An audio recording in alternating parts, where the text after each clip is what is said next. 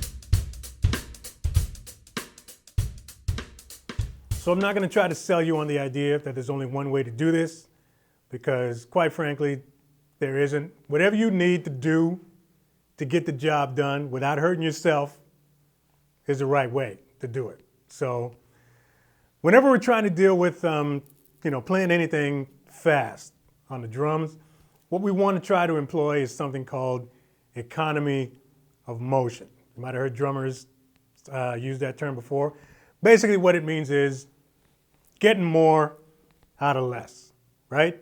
Don't work hard, work smart. So in the case of playing fast 16th notes on the hi-hats, there are ways that you can do it, to get the job done without really working too hard. And it has a lot to do with just the mechanics and how to use your arm, how to use the fingers. There's a couple of different ways to do it. I'm going to show you two, depending on what I'm trying to do.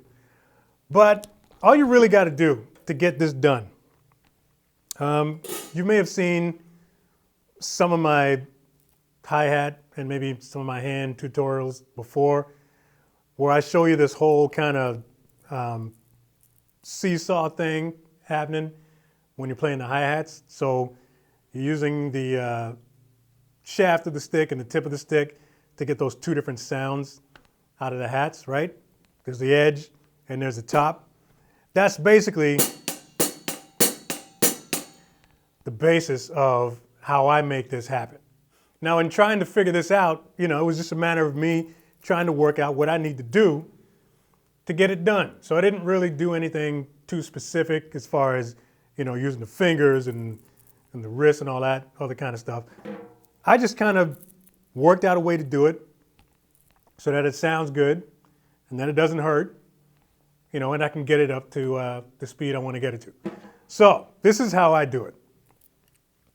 When it gets to taking it up to speed, I kind of get this whole, first of all, I work from here. I work from the elbow because I tried it a couple of times trying to get it all done with the wrist and all that kind of stuff.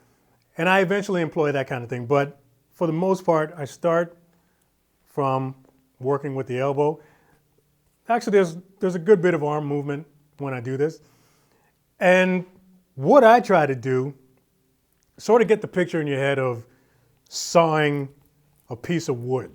That's sort of the motion that I do when I try to do this, all right?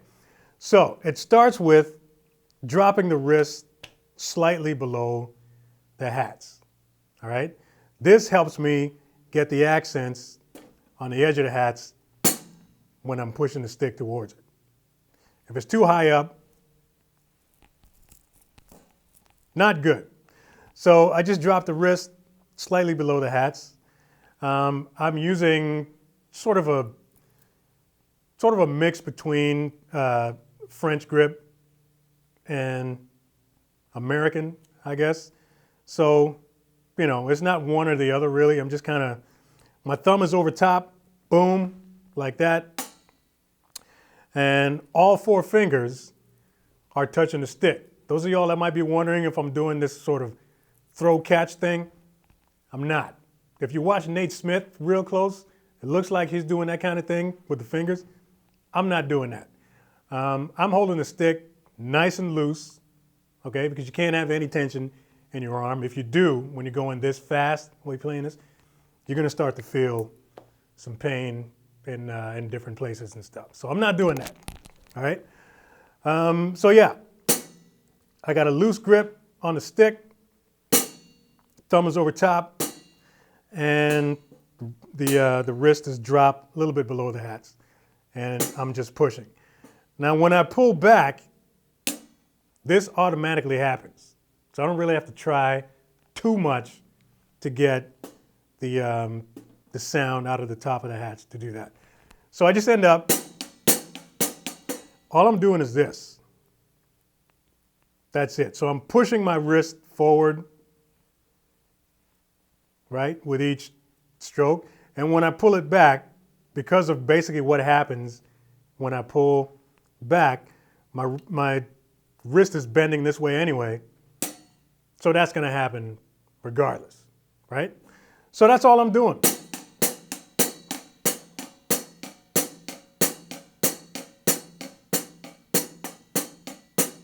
So that's it, man. So just slightly dropping the wrist and pushing it forward.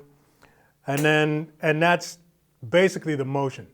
From there, I'll just kind of adjust and add just a little bit of help using maybe a little bit of the wrist, you know, once it gets going. But for the most part,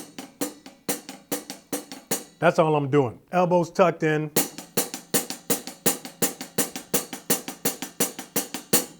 And that's basically it. So if you want to practice that, that's really all you need to do. Get used to that motion, muscle memory will kick in, and then eventually you'll be able to just speed it up.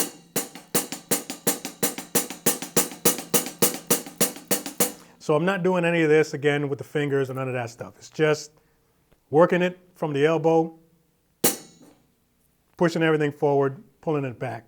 Seesaw, boom, just like that.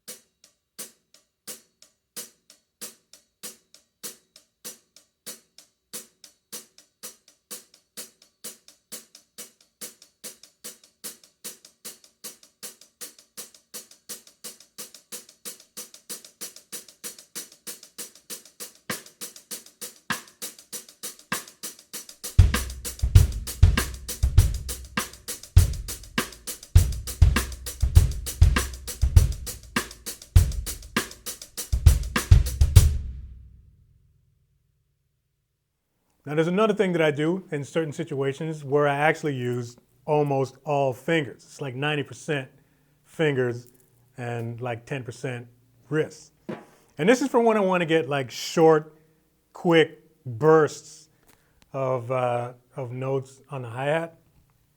And what I'll do there is I'm actually throwing the stick down on the hats for the first stroke and then just bouncing out however many notes I want to get after that initial stroke using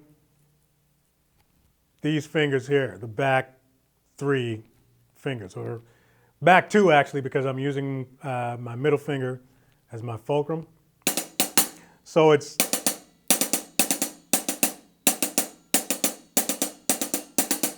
That kind of idea where the initial stroke is thrown down and then I'm just sort of tapping out however many other notes I want to get after that first stroke with the fingers.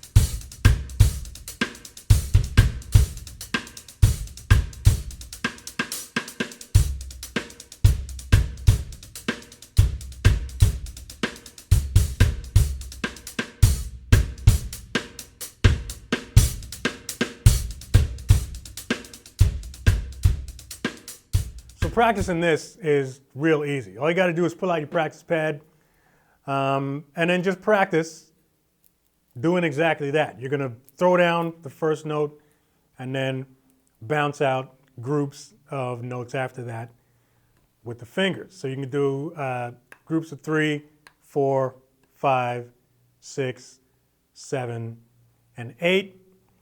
They don't all have to be in, rolling consecutive time. You're just practicing that kind of thing on the pad, throwing the stick down, and then bouncing the rest out with the fingers.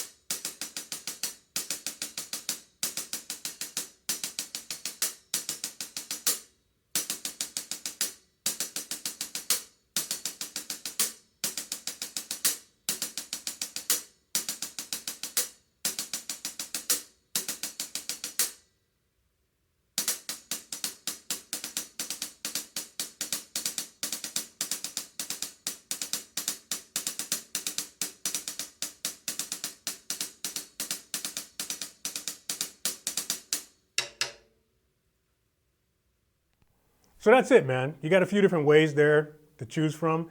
Whichever one you end up going with, just make sure that there's no tension in the arm, all right? With the whole sawing the piece of wood thing, like I said, I'm holding the stick real loose. There's no tension at all there, and I'm just moving my arm back and forth. The whole thing with the fingers, same thing. Don't grip the stick too tight. As soon as you start to add tension, you're going to open yourself up to injury. At least not too much tension. It's okay to add a little bit of tension when you need it. As long as you use tension as a tool and not as a technique, everything will be fine. And that's all, champs. I'm out. Thanks for watching this video. New viewers, new subscribers, welcome to the channel. Make sure you hit that notification bell so you know when the next video is coming out. If you haven't hit the subscribe button already, there it is right there. Go ahead and mash that. Sale in the merch shop is still going on, man. Still rocking. You got until May 31st. Just type in the discount code SPRING 2020. Don't forget to check out the new Admit and Commit tees that I got in there. Those are pretty cool. Drop a comment below if you dig this video. Share it if you dig it. Like, subscribe. Stay safe. Keep practicing. See you next video.